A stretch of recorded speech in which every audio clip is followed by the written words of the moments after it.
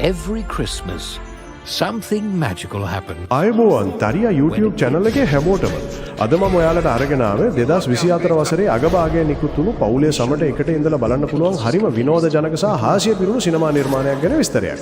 මේ චිත්‍රපටයේ නම තමයි Dear Santa.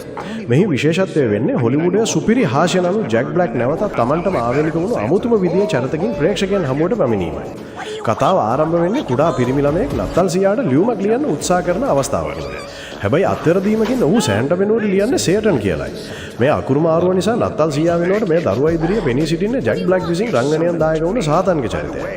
ඉන්පසු සාතන් සහ මේ කුඩා දරුවා අතර ඇති වුණ හාස්‍යජනක ගනුදෙනු, විකාර රූපී සිදුවීම් සහ ඔවුන් දෙදෙනා එකතු වී ගත කරන නත්තල් ගානය ගැන කතාව පුරාම ඉතාමත් විනෝදජනකයි වලින් දිගහැරෙනවා. මේ නත්තල් තේමාව ගත්තා සාමාන්‍ය නත්තල් කතාවලට වඩා හාත්පසින්ම වෙනස්, පොඩ්ඩක් අමුතු ඩාර්ක් කොමඩි ස්වභාවයක් ගන්නා නිර්මාණයක්. මෙම චිත්‍රපටයේ ඔබ නැරඹිය යුතුම වන්නේ ජැක් බ්ලැක්ගේ අපූර්ව රංගනය සහ හාස්‍යජනක ඉරියව් නිසායි. ඔහු මේ සාතන් කියන අඳුරු චරිතය පවා ප්‍රේක්ෂකයාට ප්‍රිය කරන විදිය විහිළුකාරයෙක් බවට පත් කරනවා. ඔබ ස්කූල් ඔෆ් රොක් හෝ ජුමන්ජි වැනි ජැක් බ්ලැක්ගේ චිත්‍රපටවලට ආදරය කරන කෙනෙක් නම් මේ අනිවාර්යයෙන්ම නැරඹිය යුතුම සිනමා නිර්මාණයක්.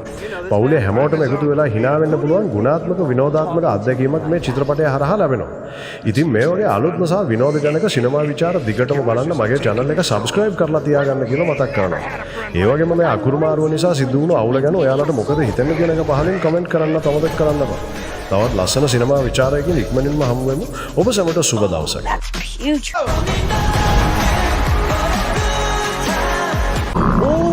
That doesn't sound right. Pardon me? Not what I expected. What'd you expect? In the movies, the reindeer usually.